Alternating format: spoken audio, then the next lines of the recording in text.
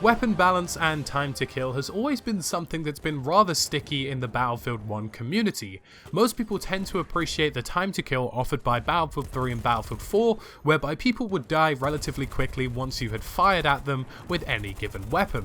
This changed significantly in Battlefield 1 when the time to kill was overall increased and most players could take quite a few bullets before going down. A good example of this is presently in Battlefield 1, using most LMGs more or less feels like shooting into a bullet sponge. This was recently acknowledged by the development team and a major weapon rebalance was finally released onto the Battlefield 1 CTE.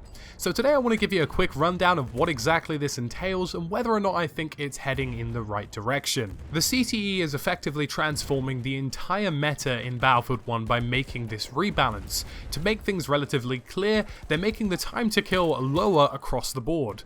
Nearly all SMGs, LMGs and medic rifles are receiving a buff in both minimum damage and maximum damage, so even the smallest hits will still count for more and the highest hits will count for even more now. This was brought in to combat the lack of variety in Battlefield 1 and try and rebalance things to make them more interesting.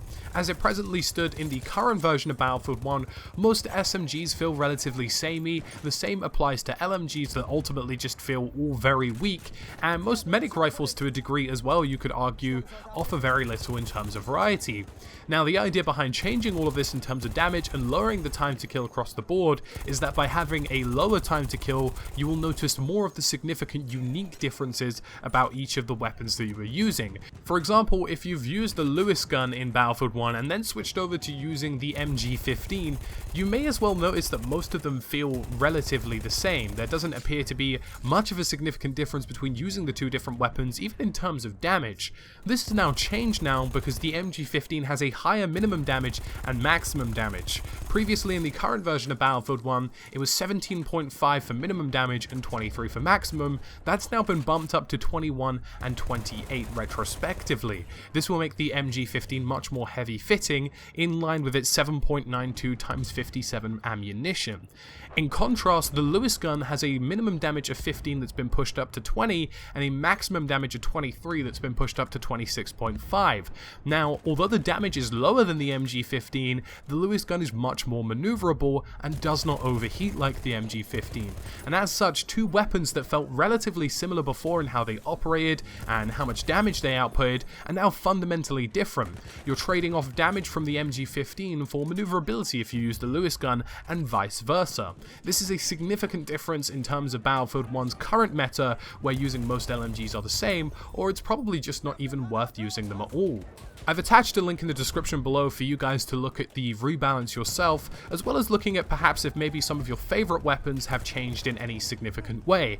But ultimately, every gun bar sniper rifles has received a buff in minimum and maximum damage and has had their recoil adjusted accordingly. So for example, the Lewis gun now has a much higher horizontal recoil than it previously did at the lower damage level. Some damage drop-off levels have been changed as well, so for example, the RSC 8mm Lebel rifle has had its 2-hit kill range increased from 47 meters to 70 meters, so that's also something to look out for as well.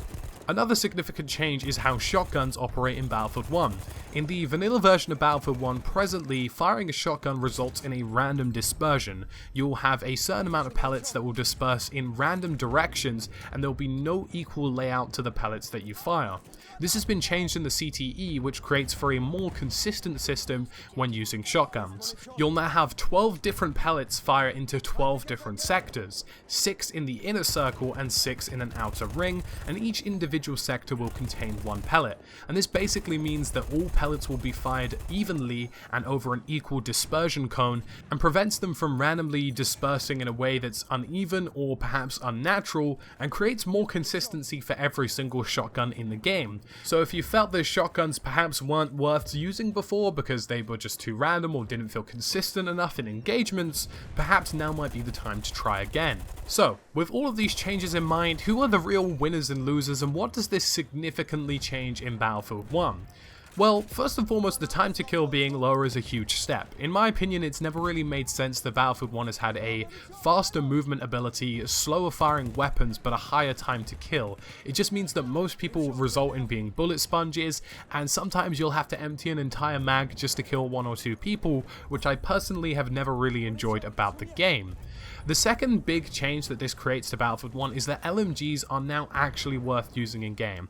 I previously used them, but always found that they were perhaps a bit too weak. But now with the maximum and minimum damage being bumped up across the board, LMGs are now actually worth using in close range engagements, as well as medium range engagements as well when you bipod up with them. It's really nice to have LMGs back in the fold at an effective level, because I felt like they have been neglected in Battlefield 1 for a hell of a long time. There are, however, 2 losers to this, and one of them is more significant than the other. The first one is the recon. Recons will naturally have lower time to kills now, so when they're being shot at by an LMG, an SMG, or any other rifle, effectively they will have less health than they previously had before, and they will die quicker.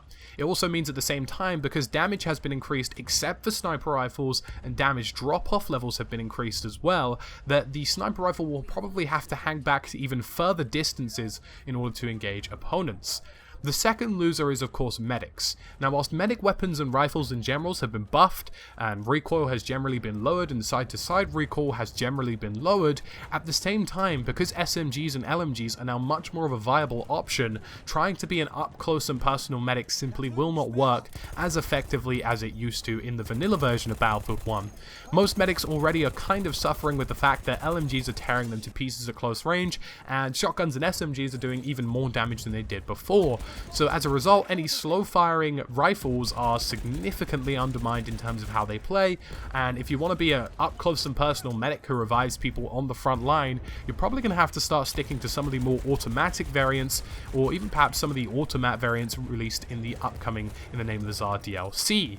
Unfortunately, at the moment, medics just simply don't seem to fit into the game, and in my opinion, the only way Battlefield can really fix this is by giving LMGs to medics and by giving rifles to support players, because naturally, the medics' equipment makes it have to be on the front line, whereas support players can hang back with ammo pouches and grenade launchers and mortars. So it seems like a bit of a mix-up at the moment, and I'm not really sure how DICE are going to balance the rifles. They can carry on buffing them, but I feel as though that simply won't work to try and make them fit into the current meta that they've released in the CTE. So that's about it for this rebalanced video. In my opinion, this is a very positive direction that DICE are taking. A lower time to kill creates a better skill curve, it also creates more interesting engagements, and more variety of weapons as well. So all in all, a very good move.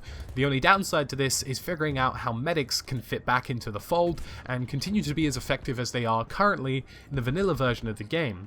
The indirect nerf caused by the rest of the buffs happening to the SMGs and LMGs is kind of shredding them up a little bit. So guys, that's it from me, Lachlan, today. As always, thank you for watching, and I'll catch you again soon in another video.